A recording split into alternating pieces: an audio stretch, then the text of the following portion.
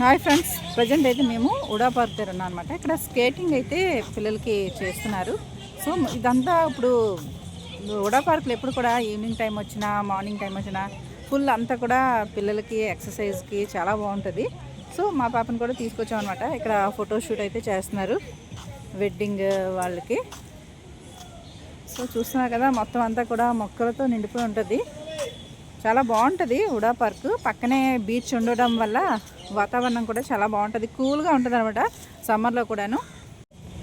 ఎప్పుడు కూడా వస్తూనే ఉంటాము మేము ఉడా పార్క్కి పిల్లల్ని పట్టుకొని. సో పిల్లలకు కూడా చాలా ప్లే జోన్స్ అయితే ఉంటాయి ఇక్కడ ఆడుకోవడానికి. చూస్తున్నారా, ఇది చాలా పిక్నిక్ స్పాట్ అయితే సూపర్గా ఉంటుందండి. ఇక్కడ అందరం కూడా పిక్నిక్ వస్తూ ఉంటాము పిక్నిక్ టైంలోని. సో ఇక్కడ చూస్తున్నారా, ఆ కాకి బాటిల్ అదే గ్లాస్ పట్టుకొని పైకి వెళ్ళిపోతుంది మరి దేనికో. ఏయ్ చూడు, ఇటు చూడు. చూస్తున్నారు కదండి, అంత పక్షులు చాలా ఎక్కువ ఉంటాయన్నమాట. అయ్యో గ్లాస్ పడిపోయింది. హాయ్. సో మా హస్బెండ్ మా పాపకి స్కేటింగ్ అన్నీ కూడా వేస్తున్నారు. సో పిల్లలందరికీ స్టార్ట్ అయిపోయారనమాట. సో నేర్పించాము.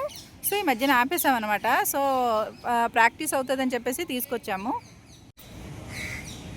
ఇక్కడైతే కూర్చున్నాము, వాళ్ళు ఇంకా ప్రాక్టీస్ చేస్తారు కదా. సో నేను కాసేపు వాకింగ్ చేసుకోవచ్చు అని చెప్పేసి. సో వీడియోస్ అయితే చేయలేదు కదా, సో అందుకోసం అని చెప్పేసి వీడియో అయితే చేస్తున్నా. సో వైజాగ్ వాళ్ళే కాకుండా బయట ఊళ్ళో వాళ్ళు కూడా వస్తుంటారు అనమాట ఉడా పార్క్ చూడడానికి. సో ఇక్కడ స్కేటింగ్ ఉంటుంది. సో బీచ్లో కూడా వెళ్ళొచ్చు. సో మనకి కనిపిస్తుంది. ఇక్కడ చూస్తున్నారా, ఈ చెట్ల పైన నేమ్స్ అవి రాసుకున్నారు. సో మ్యాక్సిమం ఎక్కువ లవర్స్ వస్తుంటారండి ఇక్కడికి. మా పాప అయితే స్కేటింగ్ ప్రాక్టీస్ చేస్తుంది. సో ప్రాక్టీస్ అయితే పోయింది, బట్ ఇంకా పోతుంది కదా అని చెప్పేసి తీసుకొచ్చాను అనమాట. ఓకే అండి, అయితే మరో వీడియోతో మేము ముందుకు వస్తా. సో ఉడా పార్క్ చాలా రోజులు అయింది వచ్చాము, అందుకే తీసాను అనమాట. ఓకే అండి, అయితే